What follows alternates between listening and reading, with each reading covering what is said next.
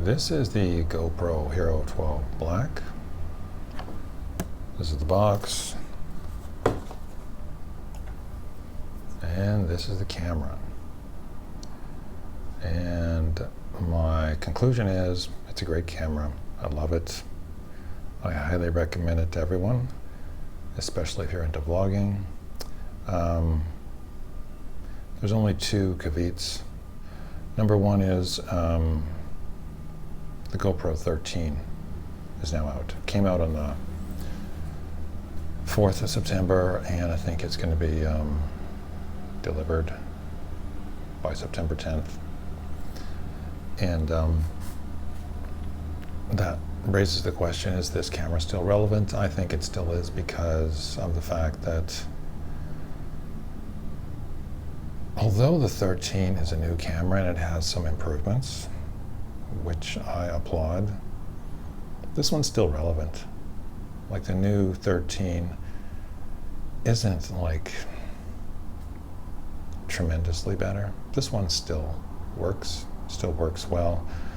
The new 13 also has new batteries, so if you wanted to hang on to your old batteries and your old charger, then you may want to hang on to the 12 a little bit longer.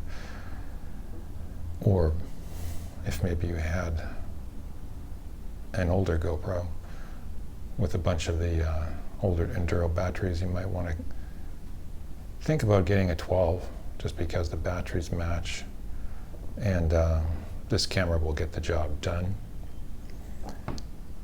And it's going to be a little cheaper now that the 13 is out. The other thing to remember is that I'm making this video primarily for vloggers. It's not for action. I'm not jumping out of a plane with this camera. I'm just vlogging, and you could argue that even extreme sports and action filmmaking is vlogging. It's just a very active form of vlogging. And I believe there are two main kinds of vlogging. Active vlogging and passive vlogging. The passive vlogging is basically what we're doing right here. I've got an iPhone 15 Pro Max on a tripod sitting on a table, and I got a lav mic hooked up to it. And I've got the lighting set. Well, it's window light, not much to set. But you just have to watch for your light, and then you set up your audio, and you can control your environment. And this is what most YouTube videos consist of: passive vlogging, where you lock down the camera, and then you just sit stationary or stand stationary in a controlled environment, and you share your thoughts. You tell people what you know, what you think, what you feel. And you could argue that this extends to podcasting, even back into the days of talk radio. Podcasting is just a form of vlogging. And it is just a very effective way of communicating a message. And I think that the GoPro 12, and probably the 13, and probably a lot of the other GoPro cameras are just perfect for vlogging. I didn't realize it until I rented this 12 from Gearbase Rentals first in Vancouver, and rented it for a couple days, and I really liked the camera. Didn't know how much I liked it. Then I decided I'm going to buy it, and I don't know, it's just slowly grown on me. I think it's just perfect for vlogging, or just video production in general. I'm surprised at how good it is just for passive vlogging. Okay, then we have active vlogging. Active vlogging is an entirely different horse. It's a lot more involved.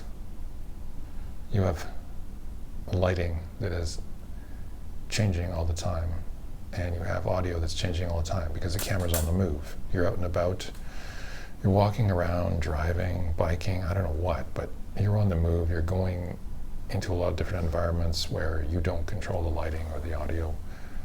And there could be issues like weather. wind, rain, snow, cold, heat. So you need a very specialized camera for that. And the GoPro does this quite well because it's so durable that it adapts to a multitude of environments. It's just a rough, tough camera, perfect for active vlogging, which is, I guess, like all action cameras are perfect for vlogging. They're not necessarily designed as well as I'd like for vlogging, but they're headed in the right direction. Like if you're looking for a vlogging camera and you're wondering what camera niche, what camera genre should I be looking at, I would say action cameras or cell phones. They're kind of made for active vlogging. Okay, let's get into body and design.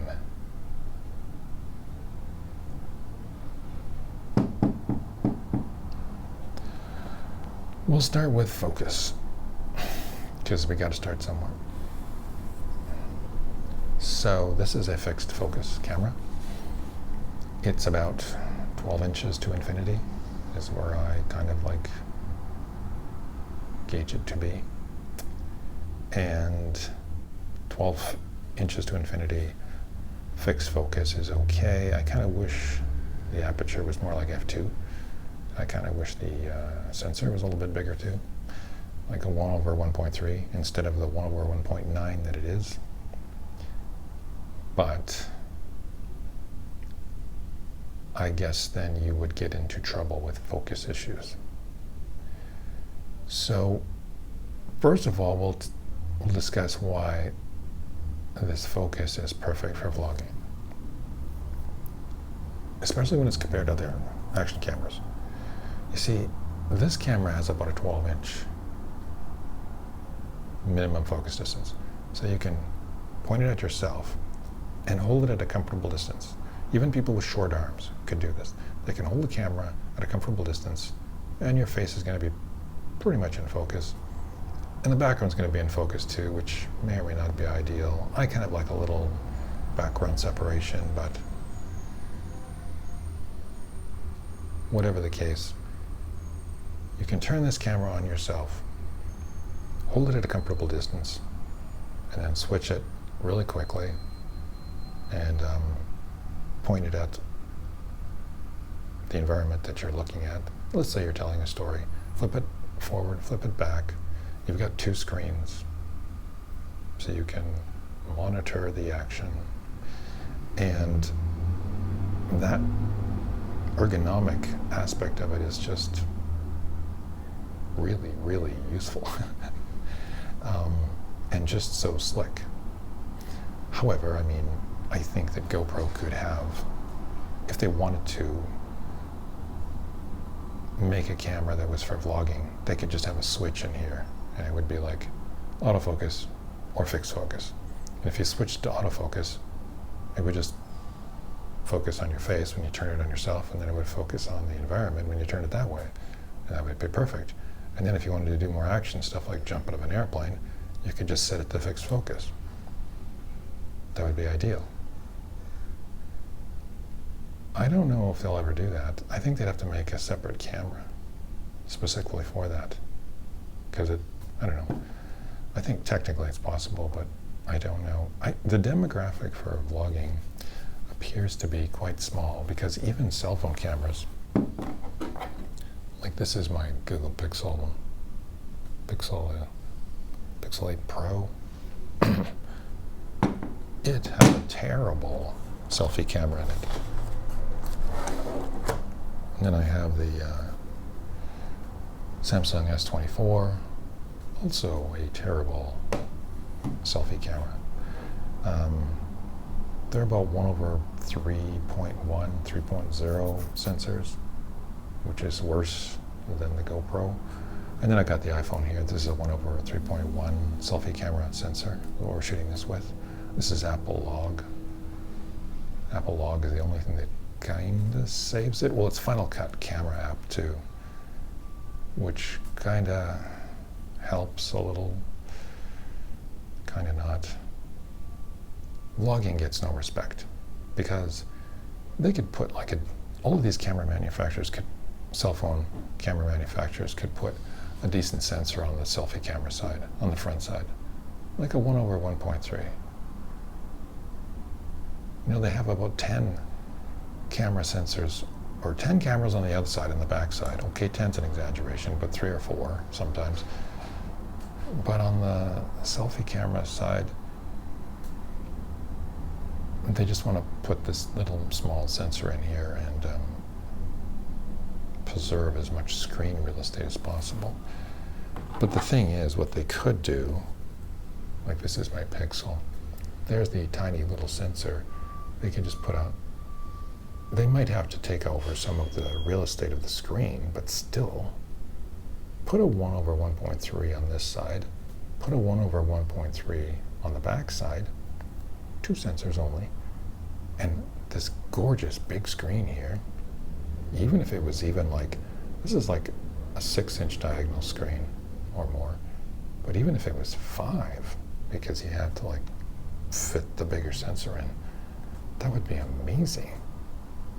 A big, bright 5-inch screen. I mean, they would be a vlogging machine, but they don't want to do it, which suggests that there's no money in vlogging. The demographic isn't big enough to sell enough cameras, I guess. Anyways, getting back to the action cameras, no other action camera has this unique blend of short focus, fixed focus distance, and the ability to like just flip it back and forth, you know, with these dual screens. Now, the Insta360 Ace Pro has that wonderful flip-up screen, so you've always got access to that big, bright, I think theirs is about a 2.2-inch diagonal screen, maybe a little bit bigger. Wonderful. I mean,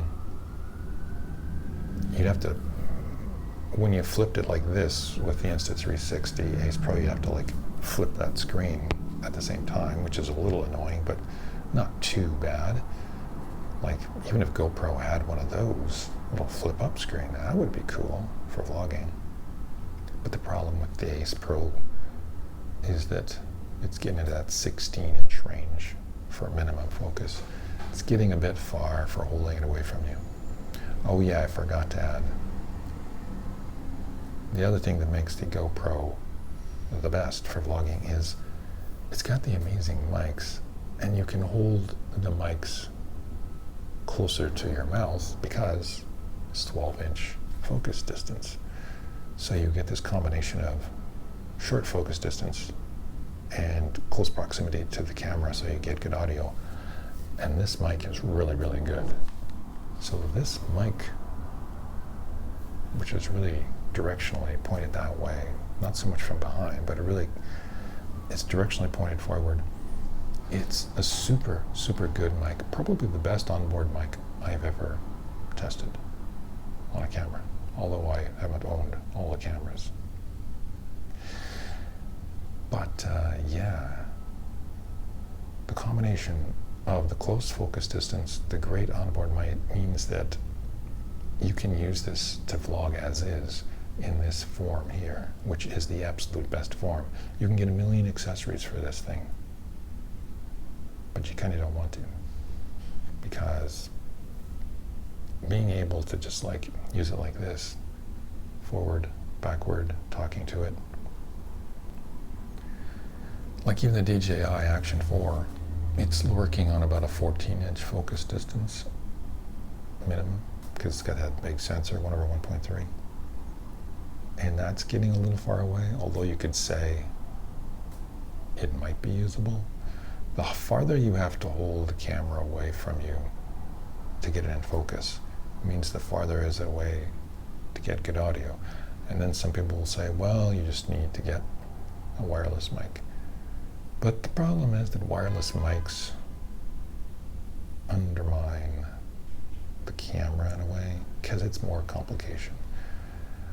One great thing about we could say cell phones and action cameras, is they promote authentic filmmaking, where you keep it real, where it's just a really simple camera and it's you, and you're using natural sound from the built-in mics, using natural light, which we're using here. Well, I got a lav mic hooked up, but it's just, it promotes a more authentic way of making videos, which I believe is the way YouTube started, with authentic filmmaking. And kind of, there's a new renaissance of authentic filmmaking on YouTube now, where, you know, the Sam Sulek kind of like movement of just keeping it real. And this camera helps you to do that. Okay. The GoPro 12 weighs 153 grams, and the battery is 33 grams of that weight. So this weight is genius for vlogging, because you can kind of hold it out there in front of you for a long time, since it doesn't weigh too much, which is a big deal for vlogging. Now, passive vlogging, if you're going to be like sitting it on a tripod, well, it doesn't matter. But if you're active vlogging, weight's a big deal. This thing is really light. Now, you probably should connect it to something like a GoPro Shorty if you're going to do that. But the GoPro Shorty is pretty light too. And then you hook it together like this. And yeah, so the weight is ideal. If you, like also cell phone cameras like the Samsung S24 are light too. That's good. But once you get into a camera like this, which the Sony ZV-1F, that's getting kind of heavy. And you're going to notice it when you're holding it out there in front of you. But great for passive vlogging. Stick it on a tripod. Okay, let's go over the buttons. And we got a button on the top. You got a button on the side, right there. First of all, the genius of these buttons is they're hard to push. They're stiff. They're meant to be stiff to push so you don't inadvertently press a button that you're not supposed to, therefore making adjustments to the camera settings or shutting it off when you didn't want to shut it off, which is kind of a redundancy feature for people who are actively vlogging, basically. It's kind of a pro feature. Back in the old days when I used to want to have a pro DSLR camera, all those top-end Nikon or Canon Pro cameras, you know, they all had these locked off features on the buttons and whatnot, so that you didn't, you know, bump a setting accidentally. So it's a real pro feature to have like so few buttons and dials, like basically two. Like this front screen, it's not a touch screen, so that's not going to be adjusted. This back screen, you can set it so that you need to, so it's locked off, so you can't accidentally touch it. Very important to have those locked off buttons. Very important to have it very hard to change accidentally. Cell phones are really bad. They have a touch screen. You can touch something accidentally all the time and screw up your settings. And then you have the traditional cameras like the Sony ZV series. You got a lot of buttons and dials, and this ain't much. Like there's like cameras that got tons and tons of buttons and dials, and you're always accidentally hitting them. And then you've got a touch screen on this thing, and you know, the touch screen itself is like, there's just tons of things that can go wrong if you inadvertently. So these things aren't good for active vlogging. They're just so prone to problems. But they're great for passive vlogging because you just stick it on a tripod and set it and forget. Okay, and the top button is for taking photos and for starting recording a video. I'm not going to discuss the photos because the photos are okay. I mean, they're okay. They get the job done. There's a RAW feature on them too. You can shoot RAW as well. Yeah, they're okay. They get the job done. But I don't usually use them to shoot photos very often, but they can in a pinch take a perfectly good photo. And this is your on-off button. Basically, you gotta press it a long time. No, short press to get it going, long press to shut it off. And then we have at the bottom here, we have these feet that come out. And then you can hook these up to your GoPro Shorty. Or you can hook it up to, I recommend the Max Grip tripod. I love the Max Grip tripod. The Max Grip tripod is great because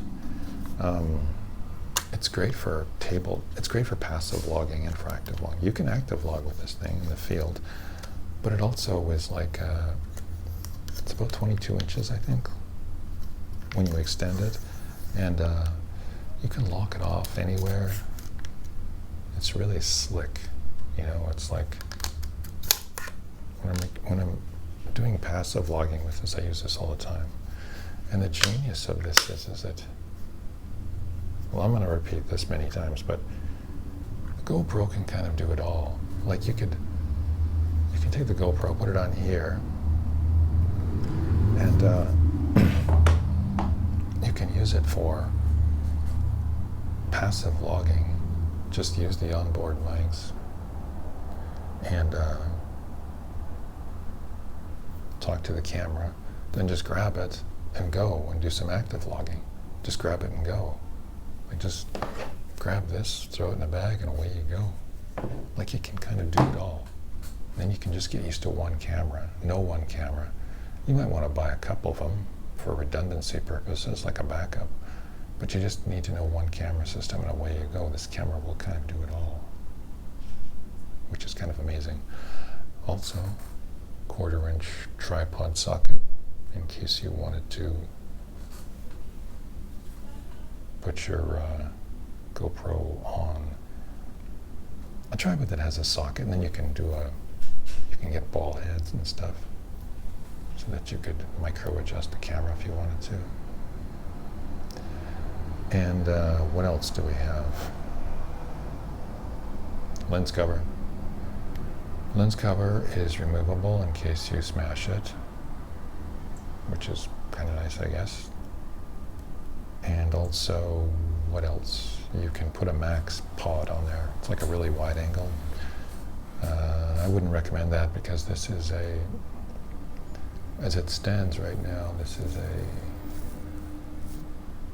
I've got it set to linear, field of view, hyper smooth stabilization is on. That's the narrowest configuration. Okay, well this is the iPhone, but I'm just saying that when you set the GoPro to linear, and when you set it to hyper smooth on, that's when you'll crop into the sensor as much, and you'll have about a 16mm full frame equivalent field of view. And that's as wide as you want to go for vlogging. Probably 20mm would be better. But you don't need a max mod because that's just going to make it wider. Now the iPhone 13 also has a whole bunch of new lenses. Like it has another max mod equivalent, like a really wide lens. It's also got a macro lens on the 13. They don't work on this one, but they work. I'll hold it. Maybe the 13 lenses work on the 12, but the 12 lenses don't work on the 13. I think that's how it goes. Nevertheless, the new macro lens for the 13 that was designed for the 13, theoretically it's a good idea because it allows close focusing for vlogging, but I haven't tried it out, but it looks like it's a manual focus lens, which is no good. You need autofocus. or you need really, like you need to push a button, near, far, near, far. You can't be like manually focusing and all this stuff. So the macro lens I don't think is going to be good for vlogging. And yeah, it's I've also got an anamorphic lens, which might be useful for vlogging, but it looks like it's really, really wide, which is maybe not so good. I don't know. The anamorphic lens needs more testing. Anamorphic lens could be useful for vlogging, I'm not sure. But the only other thing I'll say about this lens cover is that if you take it off, you can take it off, it'll give you an extra half stop of brightness for low light, for increased low light performance. So it'll brighten your exposure about a half stop, which is nice. But then you lose your weather resistance, you lose your dust resistance, you lose your water resistance. You could damage it, so I wouldn't do it. It's not worth it. Remember, this camera, as is where it's most powerful without any accessories. The rear screen is 2.27 inches, which is acceptable. That's an acceptable. 3 inches would be better, but 2, not too bad. Crank the brightness to 100%, because you got to be able to, it doesn't matter if you suck more battery, you've got to be able to see your exposure, your framing. This is a small screen. Crank the brightness to 100% all the time. You'll get a more accurate exposure that way. You'll be able to see what it's going to be like in post more accurately. On the front, we have about a 1.4 inch diagonal image. This is small, but very important, because when you're vlogging, you want to see yourself in flat light, shade, indoors, low light. Yes, it's doable to see it. And for passive vlogging, it's perfect. You can gauge it, do your tests. It's perfectly fine for passive vlogging because you have the time to like check, recheck everything and set it up. When you're active vlogging is where you can sometimes get in trouble with this front screen, because in bright sunlight, there's glare on this screen, and that makes it difficult to see what's going on. But you can learn how to read it and to guess it or whatever. I mean, obviously, what you want here is like a screen like this, a cell phone screen, like 6 inches on the diagonal. That's what you need. But these guys refuse to put a decent sensor in the selfie screen. Like, there's no cell phone with a decent sensor or with decent color science. And also the stabilization in these cell phones sucks. Stabilization rocks here. Color science rocks. Durability rocks. It's just the screen is like lacking for vlogging. But you can learn to deal with it, which I have, and trust your auto settings, like when you get outside, know where to set your exposure comp and know how to frame it loosely. You're going to get something with this camera. You're always going to get something. And I guess if you wanted to talk to the camera extensively, you just got to pick your light so that you can see the sensor and then figure out your framing and see if you've got half decent exposure on your face. It is annoying that the screen is so small for active vlogging. For passive vlogging, it's fine. For passive vlogging, it's fine. But for active vlogging, I would just like the whole camera to be bigger. Like, make the camera bigger. Make the front screen 2 inches on the diagonal at least. Like, just make the camera bigger is what I would say, and not heavier. It's possible, because these cell phones, they don't even weigh 150 grams, you know, so you can't do it. Like, I mean, you can make like a rectangular slab, rectangular box thing and make it light, and anyways, it's just nobody wants to spend money on vlogging. So the screens are good on the back, okay on the front. This brings us to Eyelines. This camera has this unique combination of things. The screen on the front is so close to the lens that what happens is when you're looking at it, you can kind of look right at the screen and your eye line is like bang on with the camera lens. Whereas sometimes with, this isn't too bad, this is the GoPro, not the GoPro, but the Pixel Pro 8. You got your camera right here, your screen here, so your eye line is pretty close. So it doesn't look too bad. You can kind of monitor yourself and it kind of looks like you're looking pretty close to the camera. When you get into these cameras like like this thing here, what happens is that you, it's just that the eye line is like, it's weird. I don't know why, but flip out screens, the eye line is just weird. I don't know why, but it's just so disorienting. It's just, I don't know, it's just flat out weird. It's like, you're kind of like looking at the thing and it's, I don't know why, but there's something about traditional cameras and flip out screens that's just weird and disorienting. And for passive vlogging, it's fine. Lock it down on a tripod and you're okay. You have to try to focus on that lens. It's hard, but you can. But in active vlogging, these things are just flip out. Now the flip up screen used to be some old Canon GX7s where they flipped up. Those were, I think, a little less disorienting. Olympus used to have flip down screens. That's some old Olympus cameras.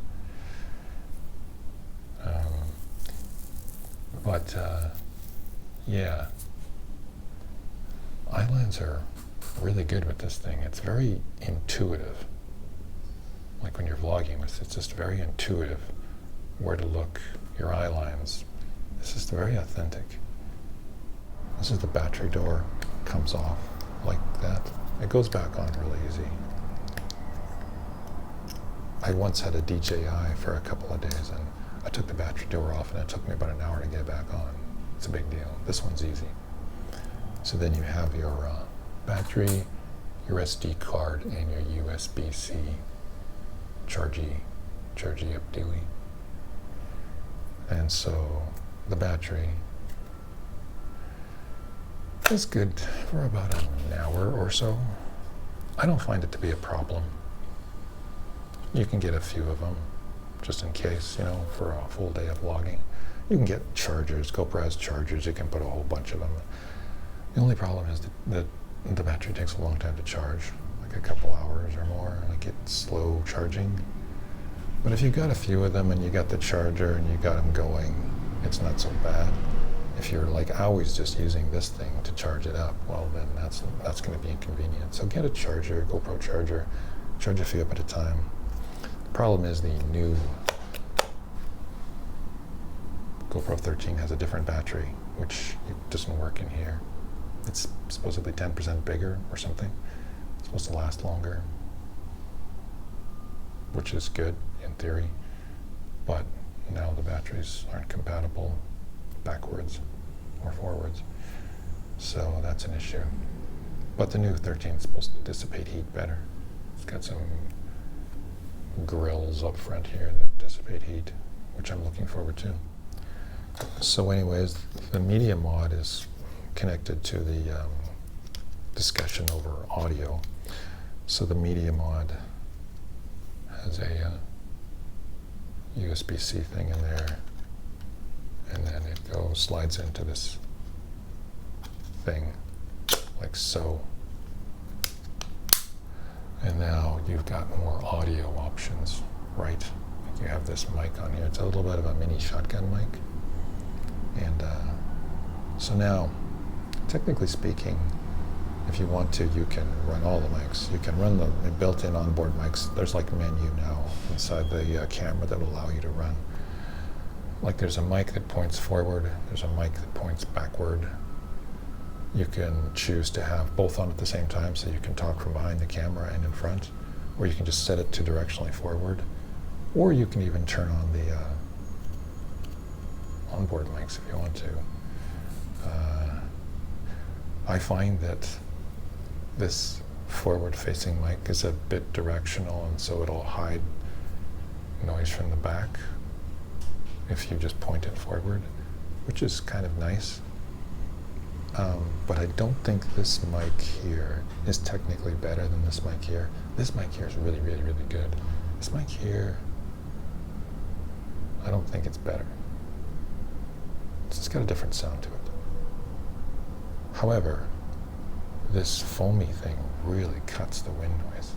So if you get into a windy condition, put this on and it'll really cut the wind. If the wind's not too, if it's a hurricane, you're in trouble. But if it's like around that 20 click mark, this thing will really help to deaden the sound, especially if you just point it forward. Or, well, depends on which, if you're talking from behind, you got to put it on both ends. But and also there's a jack up here, or a slot you can put a shotgun mic, or there's a media light mod you can put on here. And then on the back, you have these slots here. I think one's for HDMI. You can do some streaming, whatnot. Anyways, this is the main one here. It's for a mic jack. So you could plug a lav into there. You could plug a shotgun mic into there. The only problem with this is you lose your weather resistance. It's susceptible to water damage. And if you drop it, it's still fairly durable, but you might get a little bit more overheating issues with this mod on here. And you know, if you've got stuff on here, like, you know, a whole bunch of stuff, and you drop it, well, your GoPro is probably going to survive, but your shotgun mic or whatever is going to get smashed probably, and it's going to probably maybe potentially break off.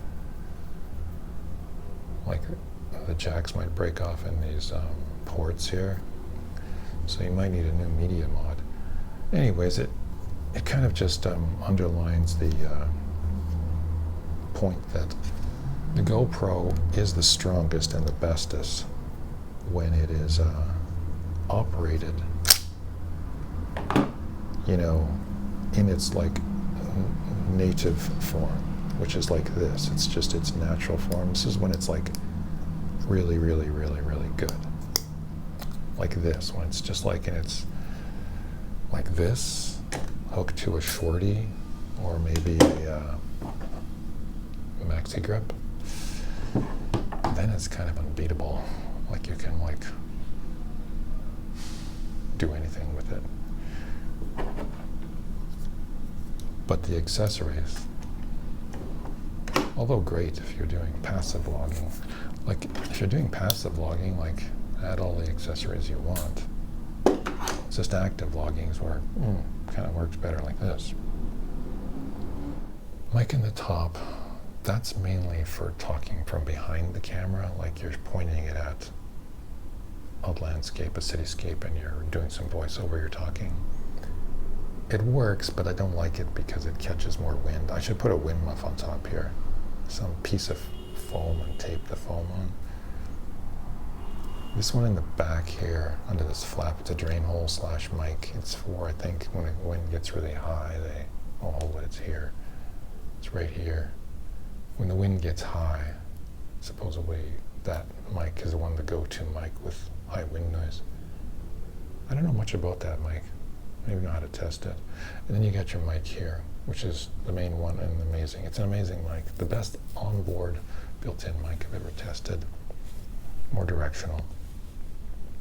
It's great. The combination of the 12-inch focus, holding it about 12 inches from your face and talking to it, super combination. And this is a test for just the built-in onboard mics. Primarily, it's the front mic that's working right now. Same distance, so it's about 12 inches. And yeah, this is what it sounds like with the built-in mics. There's lots of ambient noise, but this is the way I prefer to use it because it's just so simple and authentic and easy. And you can passive log, active log, shoot anywhere. Keep in mind that the pitch of your voice will affect the sound of the mic. People with higher pitched voices find it easier to record themselves because their voice just carries better over a longer distance. Mine is very low and hard to record as a general rule. This is with the media mod on and the mic set to front. So this is an example of the directionality and the sound of the front mic pointed right at me at, I guess, around the 12-inch mark. This is what I would use for vlogging, whether passive or active. Okay, I have the media mod on, and I also have a lav mic hooked up to it right here. And it's a Sennheiser XS lav mic. And if you hold it closer to your mouth, you're going to get better audio. If you hold it farther away, you will have less clear audio. So you have to do your tests to find out where the sweet spot is for the particular mic you're using or whatever you're comfortable with. And another thing that will determine quality of audio is there are two settings in the camera, standard and standard plus. Standard plus raises the levels higher, so they're more sensitive. I've just got it set at standard. Also, there are audio level indicators on the back screen. So when you start your recording, you can check to see if the mic is working. But during the recording, there are no levels on the front screen, which kind of sucks, but that's just the way it is.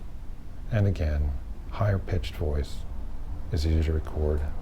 A low pitched voice like mine, much harder to record. And I just wanted to talk about camera activation. It's quite a involved topic. It never used to be something that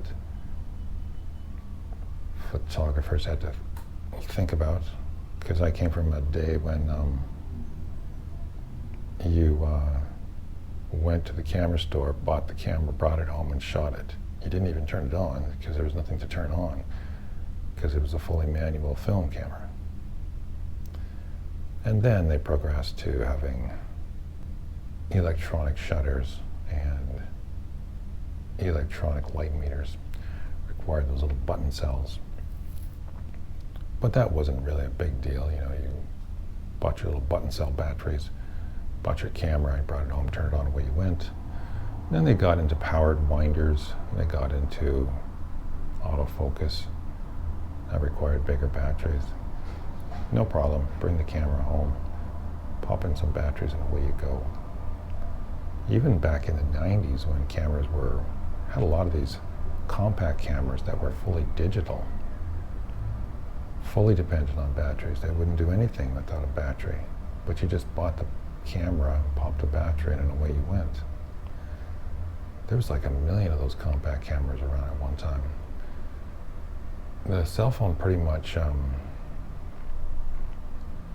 destroyed all those cameras, but TikTok is kind of bringing back the compact camera and making it popular again.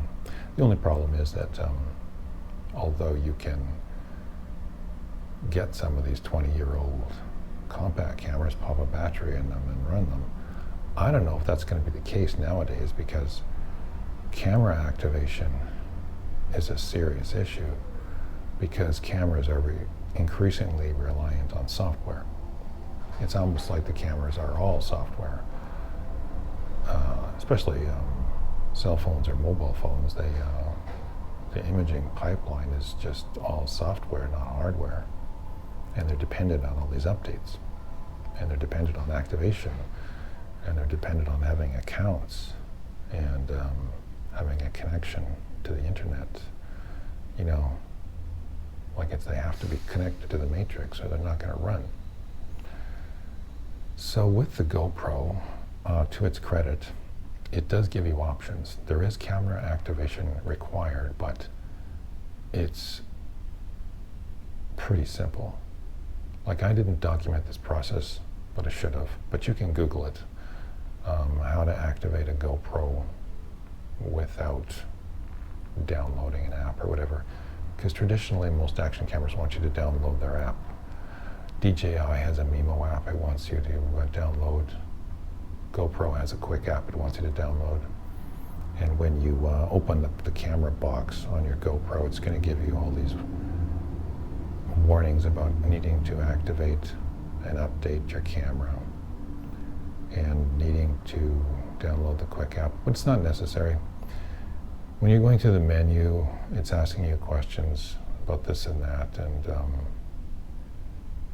it will ask you if you want to download the quick app, and if you go back and then forward on the menus, you can bypass the quick app, and that'll process and just activate your camera immediately.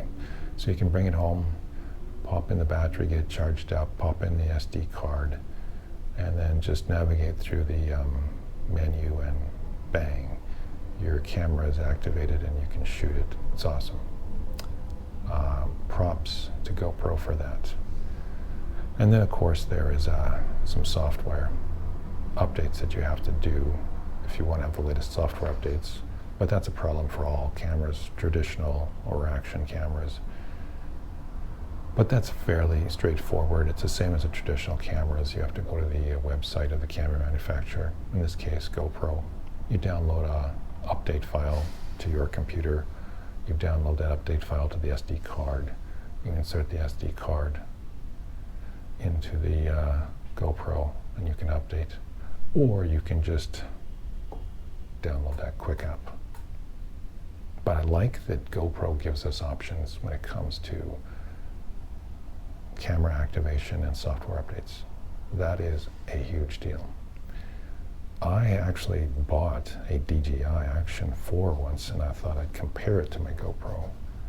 And I paid for it and brought it home, but I couldn't get it activated. It was just, the process was just insane, really. The things that I had to do to get to the point where I gave up. But you need that Mimo app for sure to activate a DJI. And they'll give you 5 chances to activate it, and if they don't, they'll brick your camera. And then your camera's dead. And DJI has an incredibly complex process, or involved. Like they want you to do very specific things, and they want you to have specific accounts and sign specific terms of service, and they want you to fully submit to the matrix. And I understand it. It's all about making money. You know, they're selling data. They're selling your data. They want to get you into the ecosystem. All manufacturers want you to do that now. You know, they want you to get you into their ecosystem. They want you to subscribe to their services, and they want you to have multiple points of contact. They want you to have their app, and they want you to be in their cloud, and they want you to edit in the cloud and store images and files in the cloud, and have full integration, because the more contact that they have with you, the deeper you are in their ecosystem, and there's the more opportunities to make money. It makes perfect sense. Pretty much everybody on YouTube is kind of thinking the same way. How can I make as much money as possible on YouTube? You know, selling whatever product I can, and so I understand why they want to do it. But I'm so glad that GoPro gives us options, especially for older people like me, who came from a time when, you know, things were way simpler. you know, if you wanted to make an image, you know, if you wanted to take a photograph or even shoot video, it was just way simpler. Anyways, I'm glad that GoPro gives us options.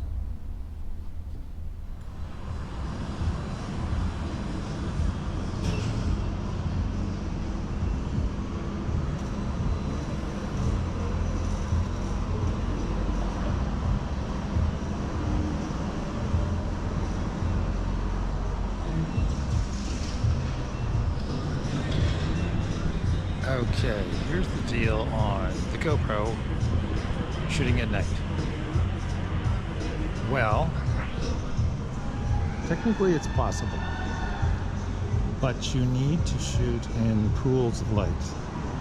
You have to find pools of light and do your tests and kind of eyeball the light and be able to know when it's possible to do it. For example, right here, it's possible to do it.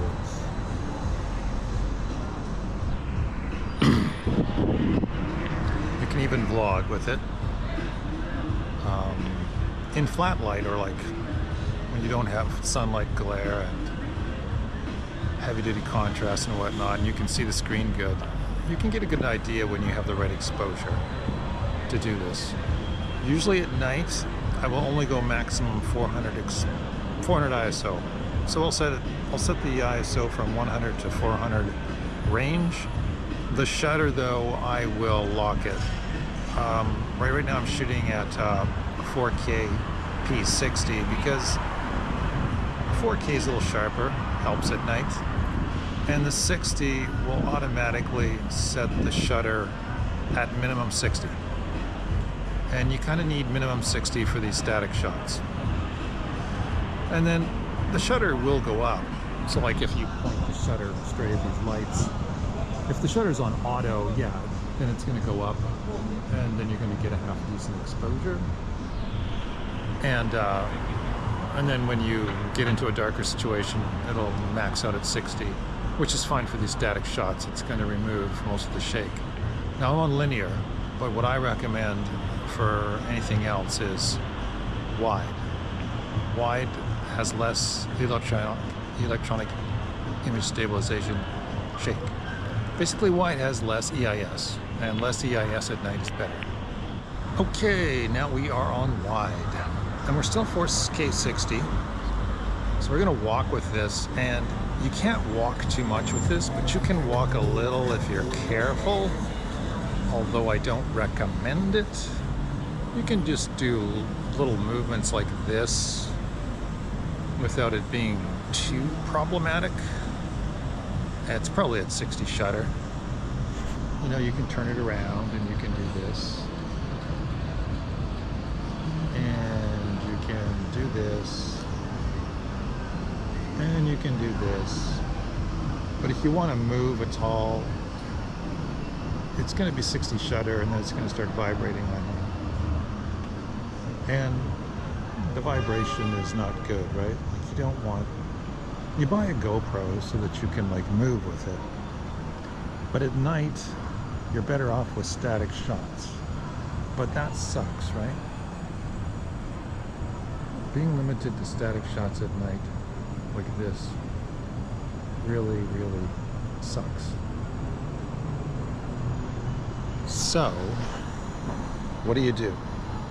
So here's the deal. If you want to move at night, and you want that floaty, silky smooth stabilization of the GoPro, the kind of stabilization you enjoy in the daytime, the only thing you can do is really, really pick careful pools of light. You have to stick the shutter on 120, and you have to stick the stabilization on, or the field of view on wide. And when you put the field of view on wide, you have less EIS. And less EIS means you need you don't, like in the daytime, you need a 240 shutter to stabilize, like linear stabilization, or if you really want to do some heavy duty moving. But at night, if you're willing to use the wide setting, Well, I mean, you could do it in the daytime, it's just I don't like the wide look. But anyways, the point is, if you stick the shutter at 120 and you stick the field of view at wide, don't go to linear. Linear tends to introduce more EIS, and that means more chance of shake. So stay with wide, and I'd stay away from all the other versions. Just go for wide, and then you gotta pick a really bright pool of light, and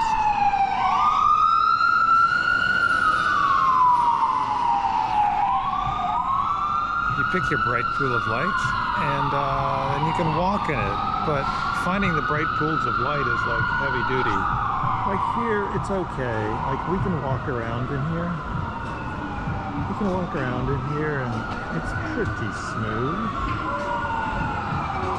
Like it's pretty okay. Like it's smooth. Like you can tell it's smooth. But it's just, how far can you go? Well, you need lots of light. Like I'm talking a lot. Like we're gonna hit the end of the alley here, and then I'll just show you. It's gonna get dark fast. See, it's okay here with the shops. Get your shop lights. That's good. That's working well. But you can see out here, it's getting dark. Okay, we're back on track. We've got the 120 shutter, and we have the 4K P60, 100 to 400 ISO range. So right here, it's not too bad, you know. You got the silky smooth stabilization. Things are a little bit warpy, but not too bad.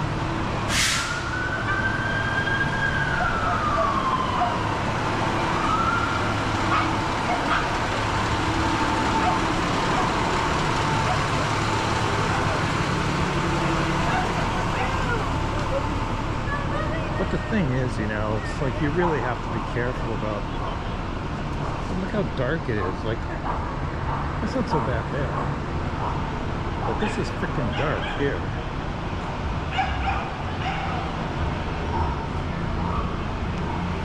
Hella dark. And then if you wanted to do yourself, see right here, there's not really enough light to do myself.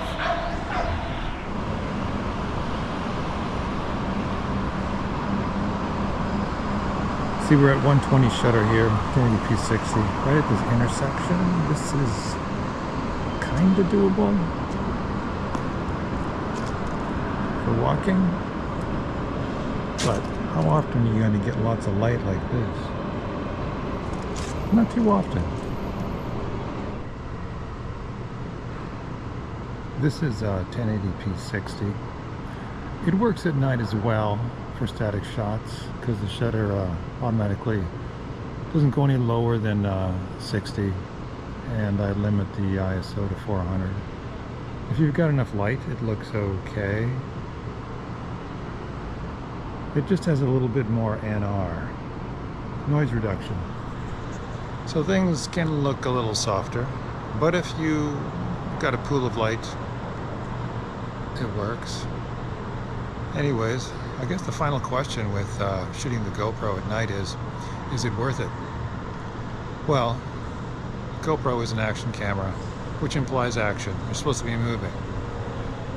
And that's a problem at night. You're going to need a big pool of light in order to get the shutter up to 120, and you have to hold your ISO at 400, unless you want to just crank the ISO up, but then it's going to be really soft. So if you're willing to do things like vlog, and you're willing to find pool of lights and then talk to the camera, you have to read your screens, find pool of light, and then talk to the camera, and then, you know, show static shots like this, and then just talk to the camera like this. Yeah, it's gonna work. No problem. A lot of YouTubers would probably find this camera useful, because most YouTubers just do talking head videos. talking here, talking there. It's just a matter of finding it quiet enough space and enough light. But if you want to move, then you're in trouble at night. It's doable, but you're going to have to run the test yourself and find a lot of light. And it's doable, but it's going to be kind of more of a grungy look, you know. It's going to be kind of more of a dark, moody look. It's not going to be like daytime where it's beautifully lit. Other than that, you know, it kind of depends on the story you're trying to tell. Best settings for the GoPro Hero 12, specifically for vlogging. Not for doing extreme sports, just vlogging, passive and active vlogging. To turn it on, it's a quick press. Like it's hard to do. It takes some pressure, but you just click it and it starts. And that's the screen you get. To shut it off, you have to hold it a lot longer. You have to hold it like a long time. So it's a redundancy, so you don't inadvertently make changes to your camera that you didn't want to do, which is really good because you're not going to adjust your camera controls accidentally. Both buttons, both the top and this side, require a lot of pressure. Not only that, but on the front here, we have this, you can touch the back screen all you want. You need to slide this unlock feature in order to get access to the camera. And now you can make adjustments to it.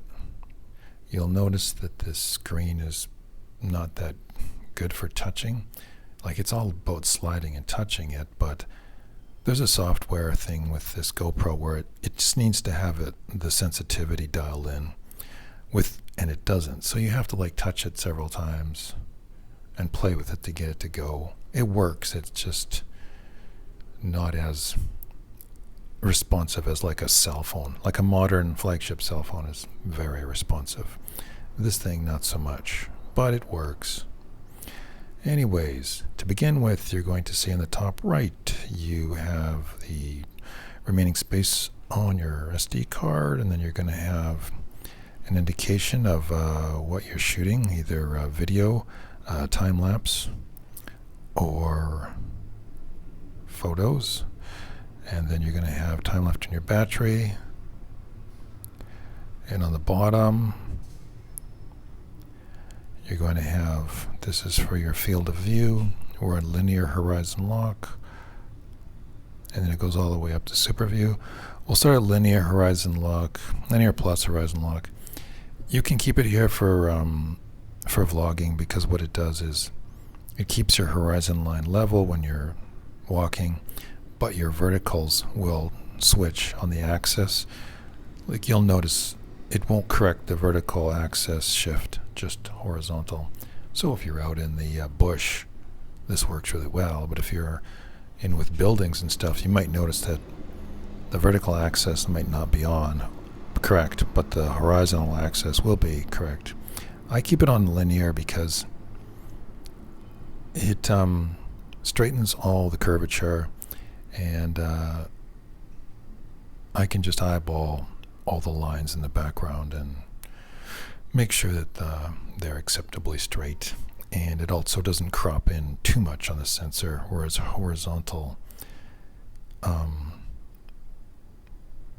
can sometimes crop in on the image when you shift the camera too much. But linear is just a good, default position. If you get into wide, it makes the image wider, but it's got warp, which is not good for vlogging. It does weird things to your face and body. If you go into super view, it just gets worse and worse and worse. What it's doing is it's taking that's super view, this is hyper view, and so you get to see more of the image, but what's happening is it's an 8:7 aspect ratio, so it's squishing the entire 8:7 aspect ratio into a 16:9. And here on super view, it's squishing a 4:3 aspect ratio into a 16:9, so it looks bad. On wide, it's sticking with 16:9, but it's just widening it out to try and, but it's not correcting the curvature so it doesn't look good. That's why linear is just your good default gold standard, makes your face and your body look normal. I'd keep it there. Passive or active vlogging. Then the bottom, it just tells you what your settings are. I'm on 16:9 4K 24 linear. Over here, this is stabilization. It's on. Hypersmooth is on. I'd keep it on all the time because the stabilization can be good, obviously, for movement, and for passive, it's sitting on a tripod and you bump the tripod. Hypersmooth will maybe absorb some of the shake, or if it's on a table and you bump the table, Hypersmooth will absorb some of that shake. And there's auto boost up here. This is auto boost. It's even more stabilization, but it's unnecessary. Stay away from that. Now if you go down here, you have off, and the off will widen the image a bit because it removes the stabilization, but that would only be good for passive vlogging where you lock it down on a tripod. But I think that it doesn't help with overheating. It doesn't affect overheating, so I would just, as a standard rule, I'd leave it on Hypersmooth on. It will crop in a bit on your image too, which is good because this thing's 16 millimeters as it sits right there. 16 millimeters full frame equivalency. So that is probably too much for vlogging. Vlogging, I think more like a 20 millimeter full frame equivalent field of view is best. 16 is pushing it. So you don't want to get any wider than 16.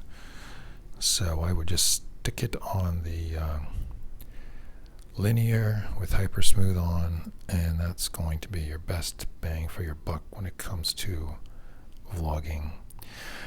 And now from here we have a bunch of swiping we can do. We have 3 screens in a vertical axis. So this is the main screen, and we can go down, and in there, that's a video I did. So that tells you what videos you have. So that's all of the files you have, you can check. And then when you go up, you get this page. When you go back to the middle, you have 3 horizontal pages. This is time-lapse for photos or whatever. I never use it. It's not for vlogging. I don't know, you could play with it. It's not something I do. When you go back to the middle,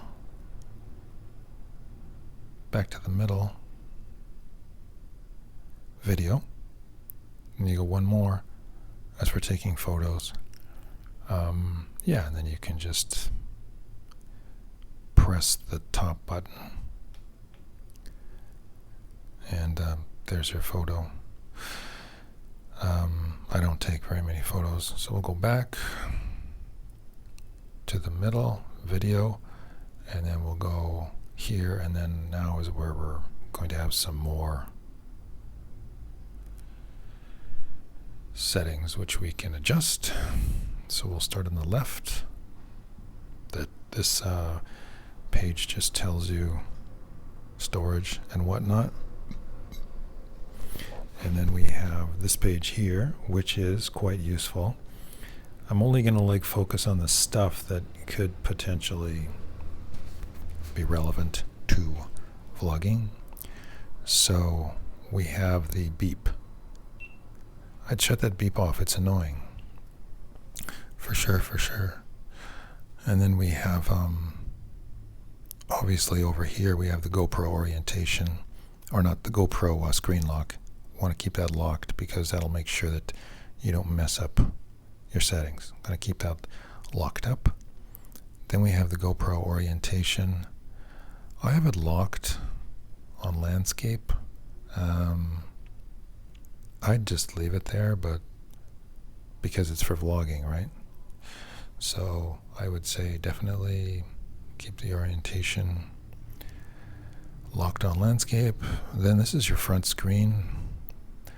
I keep it locked on this setting. This particular setting over here shuts the screen off. That's not useful for vlogging because you need the front screen for vlogging. This is status only. That's not useful for vlogging. This here is full screen. I don't like the full screen setting because it's an 8:7 aspect ratio and it kind of crops in, and it's just not helpful for vlogging. And I don't like 8:7 because 8:7 has a wonky. 8:7 does not expose you properly when the camera's pointed at you. It exposes properly when the camera's pointed at a landscape or a cityscape, but not when it's pointed at a human being. It's just, it gets too much sky and throws off the exposure. So this setting's the best. This shows you your 16:9 screen, which is one we should be using. It shows the perfect 16:9 linear hyper smooth image that you need. It gives you some information, and it is the absolute best way to go. And now we're going to go over one more, and now we get into some heavy duty settings. We have over here controls, and it's Pro, and then there's an Easy. Easy's no good.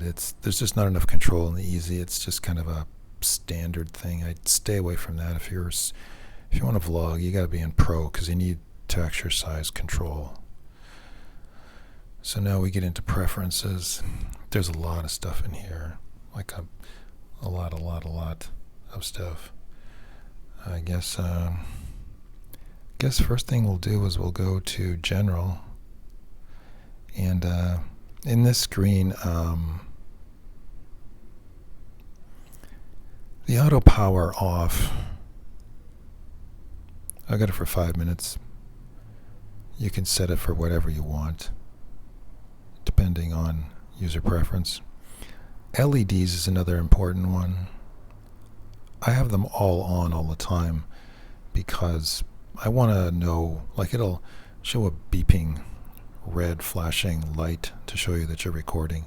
It's important to know that everything's working and the camera's recording. If you don't know if your camera's recording, you're kind of in big trouble. So we'll go back. So now we'll get into video. Bitrate, I keep it on high. Just a bit better quality. Bit depth. You have the option here with bit depth to go to 10 or 8. I would keep it on 10 because it will give you as many options as possible, and it will automatically drop down to 8-bit when it gets into like 1080. So, and then there's this whole thing where 10-bit's supposed to give you more color depth and reduce banding in the sky. But when your videos hit YouTube, YouTube compresses everything down to 8-bit. So it can be debatable whether 10-bit's helpful. 10-bit will also increase your file size. I think it contributes to overheating on the camera, but I shoot mostly 1080 anyways, so I keep it on 10-bit, but anti-flicker, since I am in Canada, 60 hertz is the way to go. Then we have what here?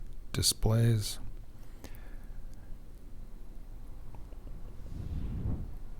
Brightness. This is a big one. It's on 51% because I'm trying to shoot a video of a video, so less screen brightness is better. But if you were using it for real, you'd keep it 100%, because at 100% then you can definitely be able to read your monitors, your screens better in bright light, because the screens do have some glare on them in sunlight. In low light and flat light, you still want your screen bright to 100%. It's going to suck more battery, but it's still better because it allows you to give you a more accurate view of the exposure and what's going on with your camera, especially on that front screen, because the front screen's so small. So for this video, I'll take it down to 50. 50%-ish. And then rear screen grid. I got the rear screen grid on, but you can shut it off if you want. I think it just helps with me to see if the lines are straight, I guess, in the camera. Like if there's buildings in the background. Then we have language, date, time, mods. That's for the media mod. We don't have that on right now. Reset. This is a big one because it's got, you can do a factory reset if you want. But this top one, format the SD card, that's a big one. That's how you press that to format your card. So that's important to know.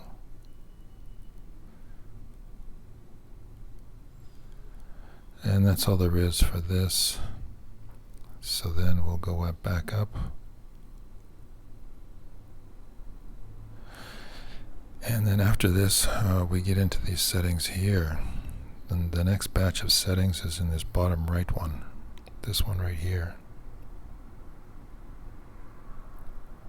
Okay, then you get into this page here. It's called the custom settings. And it's just one big long page. The custom settings start with picture profile. You have your standard, you have your HDR, you have your log. Standard is the best. It's just kind of the good default standard for vlogging. HDR has too much sharpness, contrast. There's lots of noise in it. I don't like it at all, especially the way it handles skin tones. Log is the same. It is really noisy in low light, has color noise and luminance noise. It also is super low contrast, and it's hard to pre-visualize the final shot because it's so low contrast.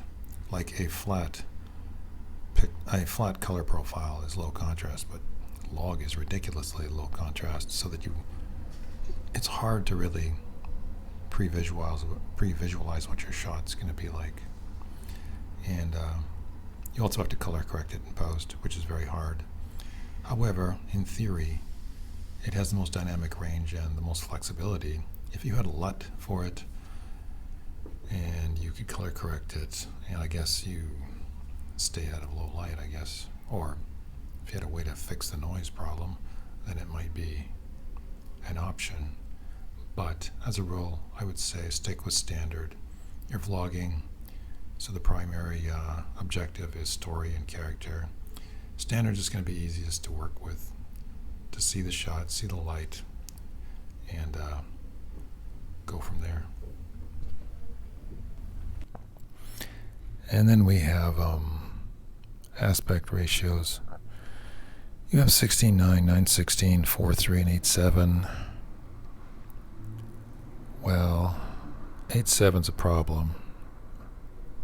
I mean, sure, you get a lot of real estate there, but as you can see, it's all warpy. Overheats really fast because it's just so much information there. And it's too warpy, and when you're pointing it at a cityscape, it's fine, it exposes properly, but when you point it at yourself, it includes too much of the sky, and so it includes so much of the surrounding environment that it tends to expose for the background, not for the person. Whereas 16:9 crops in on the person, so it exposes better for your face and your body. So for vlogging, 8:7 is not really that helpful. And then 4:3. 4:3 it's a little bit better crop on it, but the thing is, it's still too warpy. Well, I mean, you can correct the warp. The warp is correctable in the sense that you can get in here and go linear on it. I guess I could have done that from this page. So that's 4:3 corrected.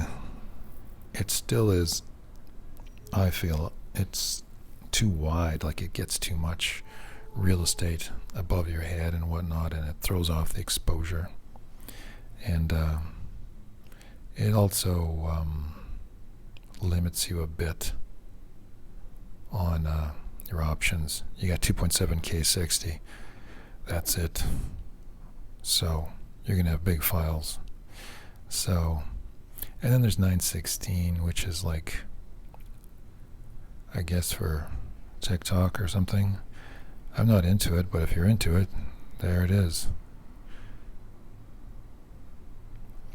And you can get a 30, you can get a 60, pop that on Instagram, I guess. Put that on YouTube Shorts, I guess, if you wanted to. For vlogging, I would say stick with 16:9, and then your resolution, I would say, well, 1080 is not going to overheat on you. I've done 45-minute clips with 1080, whether it's 24, 30, or 60p, and it's never overheated. Well, I did 45-minute clips. I figured that was long enough. Didn't have any overheating. I've also had no overheating with 4K P24. No overheating here. No problems at all. 45-minute clip, which is fine. But once I get into 30 or 60p with 4K, yeah, it'll overheat in less than 30 minutes. But that is like sitting on a tripod in a room. If you're out moving around, I think that it will take longer to overheat because you got some airflow going around the camera. It's going to overheat less. So if you wanted to stick it on 4K, 30 or 60, and you're outside, it's fine. If you're going to do passive vlogging, you're doing a talking head video, yeah, maybe stick it on 4K 24. That's your best bet. Frame rates are a very complicated topic because they're directly related to the stabilization of the camera. A action camera gets all its stabilization via electronic image stabilization. It's not optical, it's electronic. So you need a high shutter speed in order to give you a stable image. The higher the better, or at least a minimum of about 250 or 240 or higher, but the minimum would be around that 250-ish range. I think that the shutter speed is determined also by the frame rate. Like if you are using 24p frame rate, the available shutter speeds are slightly different. But for 30 frames per second or 60, you can manually set it to 240 if you wanted to. And so the only two things you can do to control the exposure is ISO and shutter speed. As a general rule, I think the stabilization is enhanced by using 60p because there's more frames for the software to work with in order to stabilize the image. 30 frames per second also works fairly well. 30 or 60 combined with at least 240 shutter or higher will give you your smoothest motion. And if you set it like, let's say 4K 60 or 4K 30 or 1080 60 or 1080 30, then you're going to be fine. Now, if you use 24 frames per second, it has a bit of a more filmic look to it, but when your shutter is high, like 240, it's going to give you a lot of judder and chop, and it's going to look really, whenever there's motion, it's going to look choppy, which is not attractive. So you handle that by lowering your shutter to about 1/48 of a second, 1/48, and the 48 shutter will then give you proper motion blur, but then you have no stabilization. So basically 24 frames per second is better when you're doing a static shot, when the camera's locked on a tripod, or it is you're just holding the camera and you're holding it steady pointing it at yourself, pointing it at a scene, but you're not moving at all. And hopefully there's no objects moving inside the frame to give you judder or a choppy look.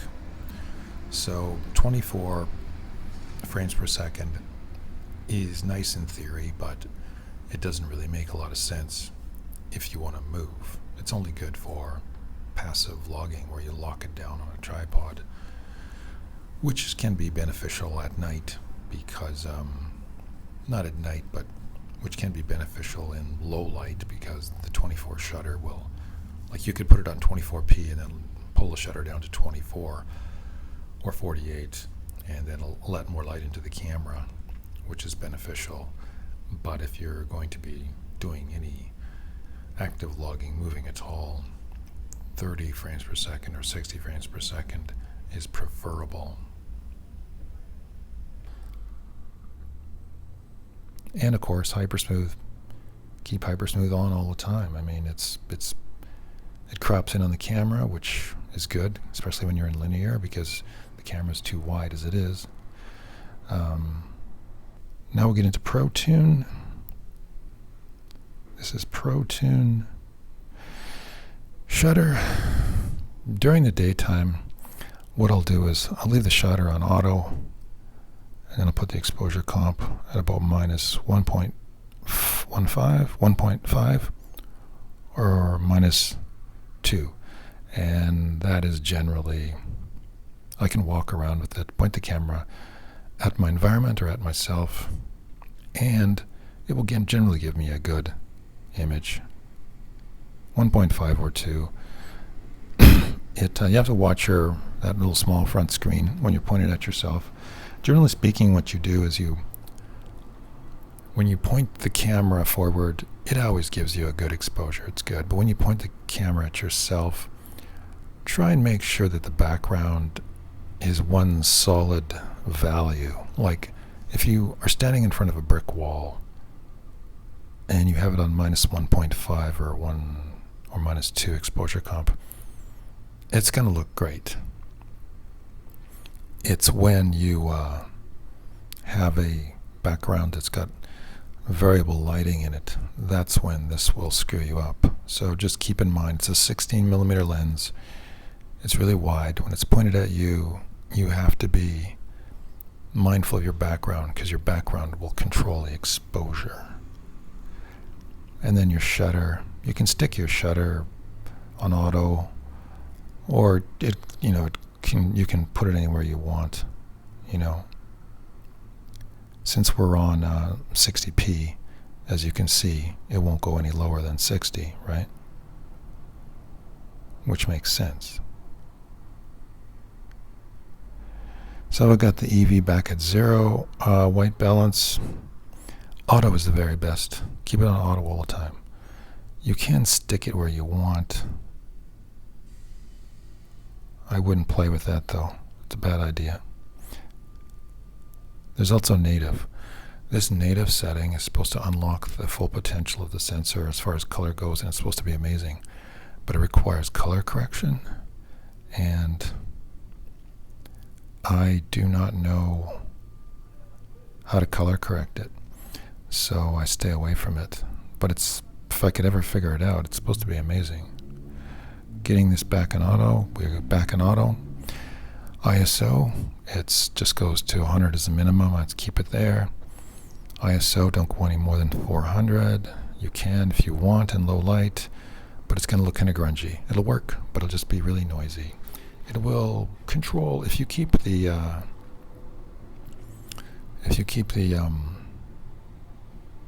video format on 4K or 4K 30,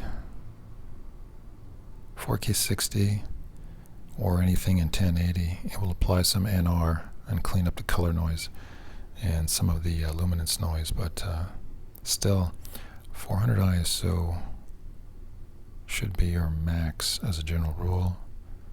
Sharpness I would leave on medium. Sharpness medium, it looks best.